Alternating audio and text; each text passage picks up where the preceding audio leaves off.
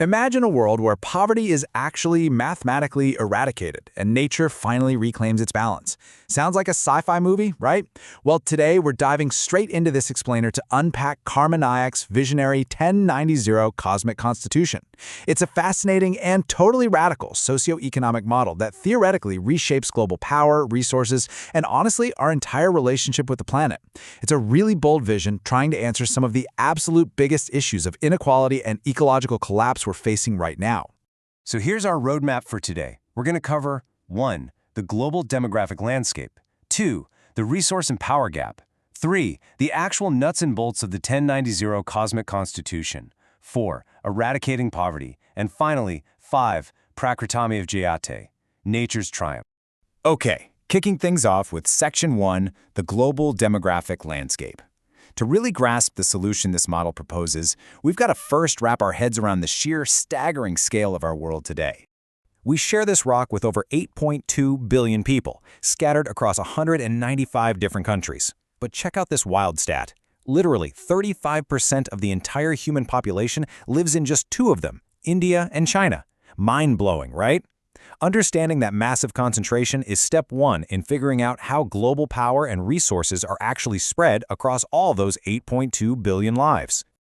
Now, look at the stark contrast in political representation here. It's like night and day. In countries like the USA and Canada, indigenous populations have become minorities in their own lands, with political representation hovering under 1% and 3.5% respectively. But flip the coin, and in structurally diverse nations like India or South Africa, we see over 80% local or historically marginalized representation in parliament. Moving right along to Section 2. The resource and power gap, because as we'll see in a second, just having local rulers in office definitely doesn't guarantee prosperity for the actual people. This brilliantly illustrates what the sources call the illusion of power. Take Africa, for example. The continent holds 30% of global mineral reserves. We're talking gold, diamonds, cobalt, the works. And after the end of colonial rule and apartheid, locals do largely hold political office. But who actually holds the purse strings? Often, it's foreign multinational corporations and minority elite classes controlling the mines and the trade. It creates this really tragic resource curse, where political freedom hasn't really translated into economic liberation at all. Let's pivot over to Pakistan for a fascinating internal demographic case study. Genetic data shows over 95% of Pakistan's population is indigenous to the Indus Valley region. Yet there is a massive internal power imbalance. The Punjabi majority, making up about 45% of the population, holds roughly 60% of the control across the military, judiciary, and parliament. Meanwhile, you have resource-rich indigenous groups like the Baloch living right on top of abundant natural gas and minerals, but they remain completely marginalized both politically and economically. The source material actually sums this up perfectly with a great analogy, like two brothers in a house. One may hold the title on paper, but if an outsider holds the bank keys, the owner remains poor. So the absolutely crucial takeaway here is that whether it's external neocolonialism or just internal elite dominance, if a tiny concentrated elite hoards the economy, the broader population is pretty much stuck in poverty.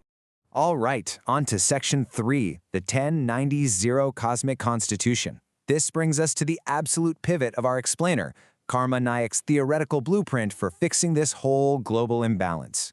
So, what exactly is the 1090 Cosmic Constitution? Well, rather than just being another political manifesto, the source material describes this as a mathematical and philosophical restructuring of how humanity interacts with wealth and nature. It's designed to literally dismantle the current system that lets a tiny fraction of people hoard everything, shifting us toward a system of shared cosmic rights. Let's break down those three magic numbers. First up, the 10. This stands for a 10% cash right. Think of it as a universal basic right that automatically allocates a percentage of wealth directly into the accounts of everyday citizens. The theoretical goal here? To guarantee bare minimum survival, food, clean water, shelter, and effectively wipe out wage slavery for the 700 million people currently living in desperate extreme poverty worldwide. Total game changer, right? Next is the 90, which represents the 90% resource right. Right now, the top 1% holds roughly half of all the wealth in the world. This rule essentially wrests control of land, forests, and minerals away from multinational corporations and elite syndicates, returning 90% of the decision-making power directly to local, indigenous, and producing communities. The core philosophy here is pretty simple. The people who live closest to the land are its absolute best stewards. And finally, we hit the zero. This is the zero rule for corruption. It establishes a ruthless, completely uncompromising 10 times financial penalty for economic crimes. I mean, it's designed to be a massive deterrent. It makes corruption an incredibly loss-making venture, ensuring absolute transparency in how all these newly distributed resources are actually managed. Section 4, Eradicating Poverty and Corruption. Let's dig into how this incredibly harsh penalty for corruption could theoretically fund a global utopia. The math on this is genuinely staggering. By targeting the estimated $13.6 trillion hidden away in offshore tax havens and then applying that 10x penalty rule we just talked about, this model theorizes the creation of a massive $136 trillion global fund. And according to the text, this immense capital wouldn't just vanish into government bureaucracies. No, it would be dedicated entirely to human welfare, funding free healthcare, quality education, and sustainable infrastructure across the entire globe. When breaking down the demographics, this model projects a massive 82% overall global approval rating. Naturally, it draws near total backing from the lowest wealth brackets who need that immediate relief, and really strong backing from a middle class, which probably sounds familiar to a lot of us, that's just being crushed by taxes and inflation.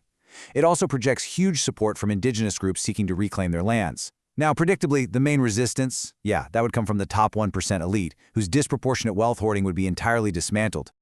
Which brings us to our final section, Section 5, Prakritimev Jayate, Nature's Triumph. Because, as it turns out, the most profound impact of this constitution isn't actually on humans, it's on the planet itself. But the model champions this beautiful principle of Prakritimev Jayate. This essentially translates to nature's triumph. It requires shifting our entire civilization away from a destructive, corporate-driven hoarding mentality and moving toward a system of sustainable coexistence with our environment. It's a total rejection of human-centric development in favor of true ecocentric survival. The logic here is incredibly compelling when you really stop to think about it. Infinite hoarding is entirely unnatural in the animal kingdom. A lion only hunts when it's hungry. Birds only gather exactly what they need. The source makes this great point. If the animal kingdom could vote, they would logically support this 1090 Constitution 100%. Why? Because by giving land rights back to nature-respecting communities, it inherently protects habitats, stops this blind consumerist deforestation, and restores the biological coexistence that our industrialization has so heavily disrupted. So I leave you with this final, provocative thought. As we look around at the immense resource gaps, the stark inequalities, and the severe environmental crises detailed in these sources, the big question remains. Are we finally ready to evolve and embrace these shared cosmic rights, or will we remain trapped in an unsustainable era of hoarding? Thank you so much for joining me on this explainer. I really hope it gave you plenty to think about.